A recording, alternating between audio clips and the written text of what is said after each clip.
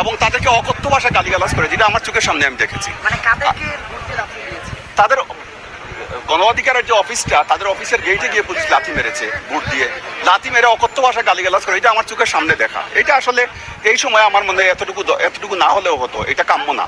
অতি উৎসাহ থাকার কারণেই কিন্তু বিগত সময়ে মানুষের বিরক্তিটা চলে আসছিল আইন শৃঙ্খলা বাহিনীর উপরে। এই সময়ে এসে যে আইন শৃঙ্খলা বাহিনী অতি উৎসাহী হন।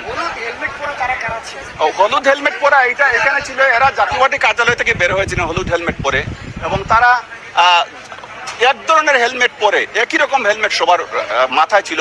তারা এখান থেকে বের হয়ে এখানে যারা ছিলেন ছাত্ররা তাদের উপর হামলা করেছেন, এবং এটা এই জাতীয় পার্টি কার্যালয়ের থেকেই তারা বেরিয়ে, এটা চোখের সামনের ঘটনা। আমি যা দেখলাম সেটাই আপনাদের বললাম।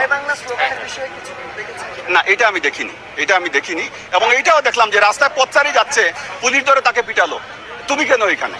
তো এটা আমার কাছে মনে হয় যে এইটাও আসলে উচিত না। মানুষকে আপনি যতটুকু, আবার একজন বলছিল মাইরেন না, আবার বলতেছে, আবার আরেকজন পিটাইতেছে।